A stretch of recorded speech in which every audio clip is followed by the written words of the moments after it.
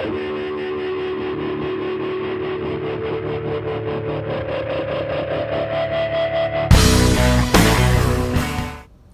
everybody, this is the OMAD Dad, and welcome back to my YouTube channel, a channel dedicated to living the OMAD lifestyle, or eating one meal a day.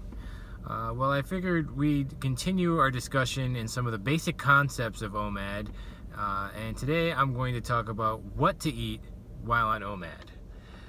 This is probably going to cause a good number of questions, which I hope you'll write in, and I'll be glad to answer them.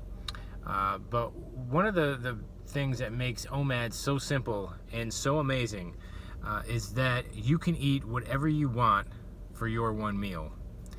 OMAD is not a diet. It doesn't require that you restrict or eliminate certain food groups or change your eating habits entirely. You can eat whatever you want. OMAD really is just you making a conscious decision of when to eat and choosing only to eat once per day.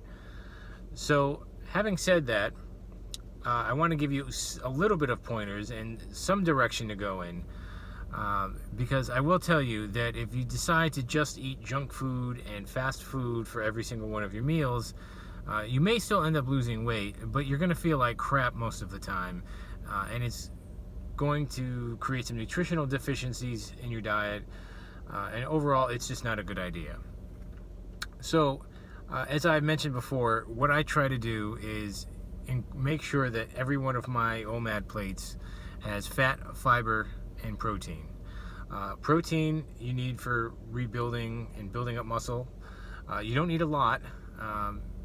I think you need a lot less than what a lot of people in the health industry say that you do.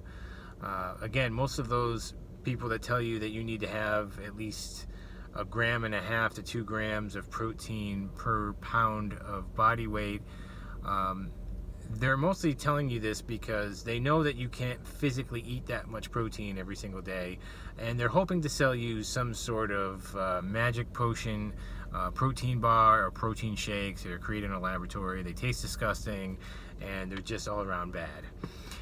You need a moderate amount of protein.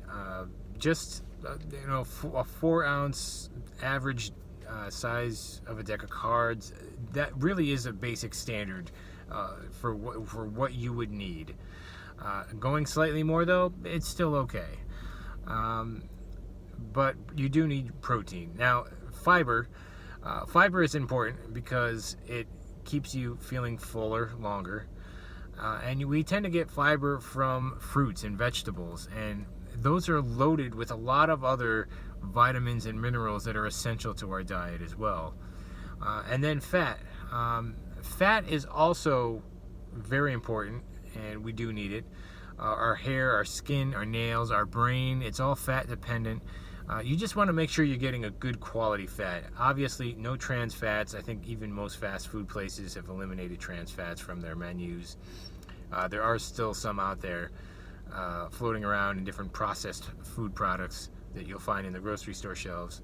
But ultimately, what I use, I love Kerrygold butter because it's from grass-fed cows. So getting the grass-fed butter is, again, grass-fed with the dairy. It's higher in omega-3s versus omega-6s. The omega-6s are a little bit more inflammatory. Omega-3s are much better for you. And I also use avocado oil and extra virgin olive oil when I cook. I usually switch between the two.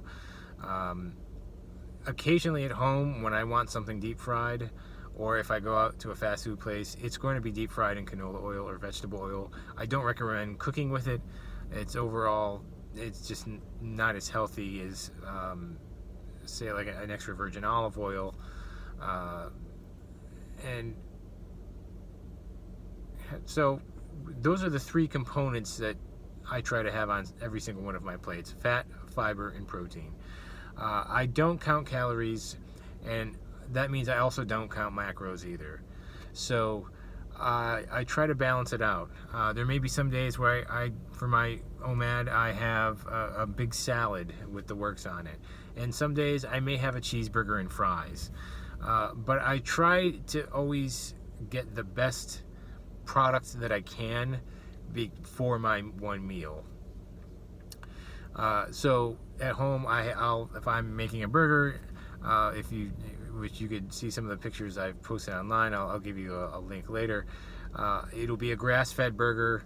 I'll make the bun from scratch. I'll have some condiments on there, and maybe with it I'll, just cook some potatoes with it, or have a little salad on the side or something. But again, I eat until I'm full. So I'm not restricting myself. I'm not saying, okay, no more cheeseburgers, no more this, no more pizza. I try to add the 3 components to my meals, but I'm not overly restricted by it. I'm not stuck by that. And then, okay, there's also the dessert question. I eat dessert regularly. Often it's just a piece of fruit, maybe an apple, a handful of berries, depending on what I can get. I do love my sweets, though. I do love ice cream. I have some ice cream occasionally. Who doesn't love cookies and pies and all of that? Obviously, what you want to do, though, is reduce the amount of refined sugar, refined carbohydrates in your diet. And really, these are meant to just be an occasional sweet treat. The problem, in my opinion, with most diets, and I plan on doing a video very soon about specific diets, is that most diets out there tell you to eliminate this food group or that food group entirely. Never eat a sweet again. Never have gluten again. Never have anything with wheat or sugar again. And it's very commendable, but it's also very hard for you to do. If you've been diagnosed with, say, celiac disease, for example, you kind of by nature have no choice. You're going to be eliminating wheat and anything with gluten from your diet. But if you're going to be doing it just because it's the newest trend, it's probably not going to be that sustainable for you, especially if you go over to someone's party and it's their birthday and they have pizza and cake. You're going to want to celebrate and enjoy it. And it's nice to know that you could have a way of eating and a way of life that allows you to enjoy these things occasionally, or every day, really, if you want, and not gain the weight and not have a problem. Obviously, you want to increase your fruit and vegetable consumption. That's a given. But one thing you'll find too is when you're on OMAD, after a while, your stomach shrinks a little bit. You're going to find that once you eat your main meal, you don't really have that much room left over for all of those sugary desserts. And even if you do have a slice of pie, or maybe you have a couple of cookies, at that point, your eating window is closed. You're full, you're satisfied for the day, and you're done. You're not snacking. Snacking is one of the worst things that you can do, and all of the health experts out there are telling you that you need to eat 5 or 6 meals a day. You need to keep eating regularly to keep your insulin levels stable. And this is just a crock. Where OMAD works is keeping your insulin levels low. So with that, some people choose to eat their main meal low carb. Again, I'm going to do another video later on going in specifics of it and how OMAD works, the science behind it, and also my thoughts on some of the specific diets. But really, what it all boils down to, and it's a very basic concept that for these first 3 videos, we're just doing some basic concepts here. What it all boils down to is that when you're on OMAD, you can eat whatever you want. You want to be vegan? Great. You want to be low carb? Great. You want to have the standard American diet and eat just whatever the hell you want? That's great too. But I would recommend including and incorporating fat, fiber, and protein in every single meal. I would do your best to get the best possible ingredients, organic, local, pasture-raised, free-range, the best quality that you can get. You don't need a lot of it, especially when it comes to protein, but you do want to eat until you're full. And when it comes to your sweet treats, obviously enjoy life. that's what makes life worth living. And the little things, the little treats here and there, ice cream on a hot summer day, or pumpkin pie on Thanksgiving or around that time of year. You are going over to someone's house and they made some cookies, as long as you're in your eating window. To sit here and say we're going to eliminate whole food groups and just get rid of this, and this from my diet, it's just not sustainable in the long run. But I think you're going to find that on your OMAD journey, that it really is quite sustainable. It's quite a sustainable way of eating, and a great way to live. And it does take some time to get used to. But again, like I've lost over 40 pounds now. I know a lot of people online have lost over 40, 50, some even over 100 pounds eating like this, and it's really changed people's lives. And I hope this has helped.